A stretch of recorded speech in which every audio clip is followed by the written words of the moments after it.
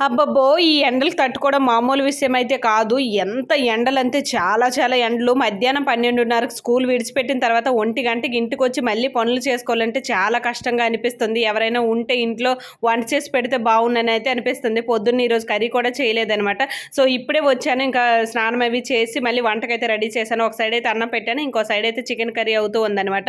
వచ్చేటప్పుడే అలా చికెన్ కూడా తీసుకొచ్చేసాను. ఒకసారి ఇంట్లోకి వచ్చిన తర్వాత మళ్ళీ బయటికి వెళ్ళాలంటే చాలా కష్టం అనిపిస్తుంది. అందుకే ఏది కావాలన్నా సరే అప్పుడే తెచ్చేసి అలాగా ఇంక ఈవినింగ్ వరకైతే ఉండిపోతూ ఉన్నాననమాట. ఇంక చికెన్ కోసం మసాలా అయితే రెడీ చేసుకుంటున్నాను. సింపుల్‌గా చికెన్ కర్రీ చేసుకుందామని. ఎక్కువ మసాలాలు కూడా తినడం కూడా కరెక్ట్ కాదు సమ్మర్‌లో. ఎంత వీలైతే అంత వాటర్ తాగి, జ్యూసులు ఇలాంటివి తాగడం వల్ల చాలా మంచిది. హెల్తీగా కూడా ఉంటామనమాట. చికెన్ కర్రీ కోసం అయితే ముందుగా చికెన్ అయితే వాష్ చేసి అన్నీ మ్యాగ్నేట్ చేసి పెట్టేసాననమాట. ఉప్పు, పసుపు, కారం అన్నీ కలిపేసాను. తర్వాత సింపుల్‌గా మసాలా రెడీ చేసుకొని టమాటా, ఆనియన్స్, వెల్లుల్లి ఇవే ఏసుకున్నాననమాట. ఇంకా అది తెచ్చేసి ఇందులో ఏసాను. ఫ్రై అయిన తర్వాత చికెన్ ముందుగా కొంచెం ఫ్రై అయిన తర్వాత అయితే వేసేస్తే ఇంక మంచి బావుంటది. చాలా టేస్టీగా మాకైతే ఈరోజు యమ్మీ యమ్మీ కర్రీ